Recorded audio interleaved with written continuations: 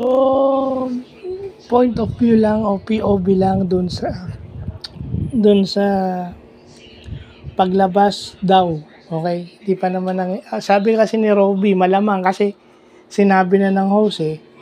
So, hindi aabutin ata ng 2 weeks, no? So, yung task ni Kuya na 2 regalo pang ibibigay niya, siguro ibibigay na lang niya yun sa housemate na gusto niya. But definitely, babalik na to si Ivana sa labas. Babalik na siya rito sa outside world. Aalis na siya mamaya. Kaya pala yung sinabi ni Clarice na umiyak ka, pumunta ka ng confession room. Siguro doon na malalaman na hindi talaga siya housemate at house guest. Well, ang ganda, no? Kasi during the duration of her stay, wala man lang nag-akalang housemate siya. Even si Isnir, si AC, yung dalawang AC, no, lalo na yung AC na kapartner ni Isnir, hindi man lang naisip na house guest lang siya. Na ang task niya ay magpanggap na housemate at magbigay ng 3 regalo sa 3 housemate. Yung isa nabigay niya na kasi nagluto siya para kay Josh. Galing, eh, no? Wala man lang nakaisip na ba't nandito to? Diba? Hindi mo man lang naisip na hindi man lang nila naisip na mayaman na to, bakit pa to nandito? Anong motivation nito dahil nandito to sa loob? Yun. Wala mo lang nakaisip sa kanila dahil natural para talagang housemate. Kalog. Hindi, tsaka kasi diba, kung housemate ka,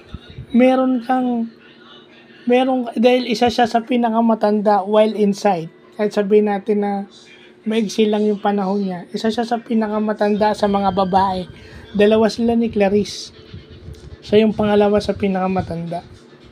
Pero ang mga gustuhan ko ron is kinall out niya kung kailangan i-call out. And itong si Charlie, dahil nga bata pa at strong yung personality, hindi marunong tumanggap. Pero nakita nyo naman, kinakausap niya. Yun yung sinabi ko sa vlog kanina, people tend to make issues kahit wala namang issues.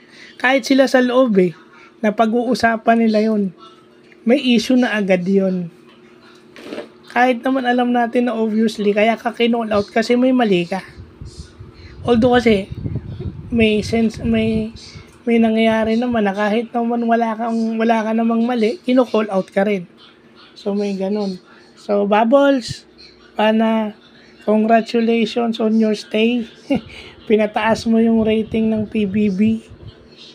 At parang pinakita mo kung sino ka inside the house as a house guest. At sana may napulot akong aral sa iyo while inside the house.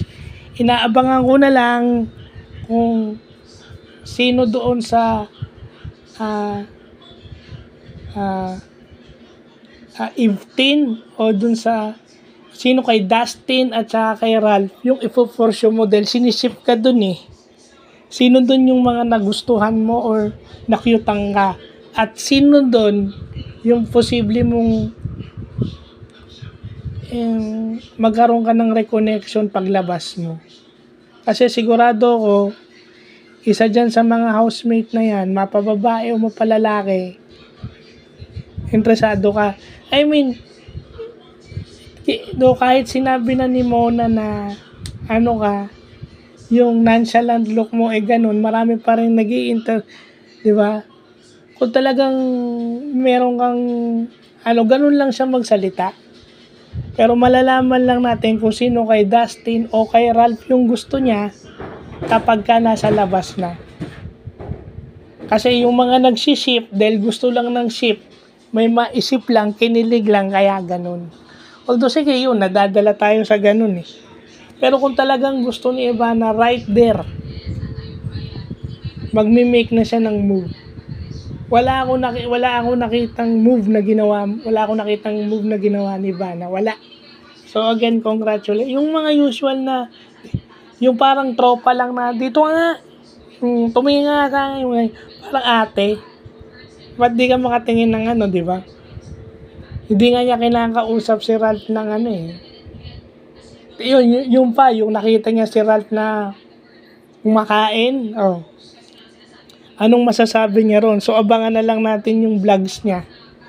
Paglabas. Dahil sigurado ko may content sa paglabas.